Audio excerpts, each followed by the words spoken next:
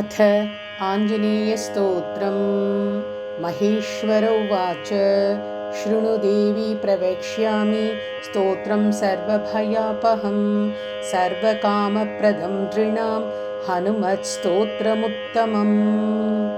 तप्तकाञ्चनसङ्काशं नानारत्नविभूषितम् उद्बालार्कवदनं त्रिनेत्रं कुण्डलोज्ज्वलम् मौञ्जीकौपीनसंयुक्तं हेमयज्ञोपवीतिनं पिङ्गलाक्षं महाकायं टङ्कशैलेन्द्रधारिणं शिखानिक्षिप्तवालाग्रं मेरुशैलाग्रसंस्थितं मूर्तित्रयात्मकं पीनं महावीरं महाहनुम् हनुमन्तं वायुपुत्रं नमामि ब्रह्मचारिणं त्रिमूर्त्यात्मकमात्मस्थं जपाकुसुमसन्निभं नानाभूषणसंयुक्तम् आञ्जनेयं नमाम्यहं पञ्चाक्षरस्थितं देवं नीलनीरदसन्निभं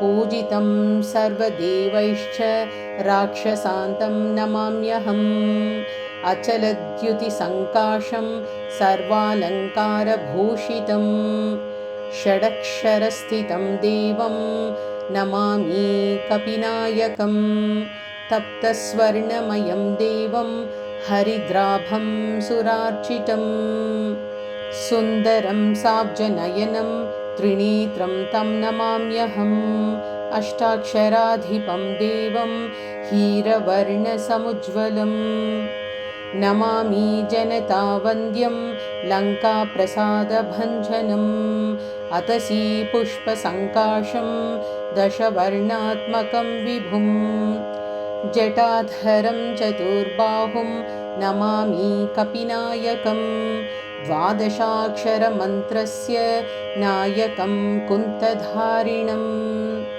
अङ्कुशं च दधानं च कपिवीरं नमाम्यहं त्रयोदशाक्षरयुतं सीतादुःखनिवारिणं पीतवर्णं लसत्कायं भजे सुग्रीवमन्त्रिणं मालामन्त्रात्मकं देवं चित्रवर्णं चतुर्भुजं पाशाङ्कुशाभयकरं धृतटङ्कं नमाम्यहं सुरासुरगणैः सर्वैः संस्तुतं प्रणमाम्यहम् एवं ध्यायेन्नरो नित्यं सर्वपापैः प्रमुच्यते प्राप्नोति चिन्तितं कार्यं शीघ्रमेव न संशयः।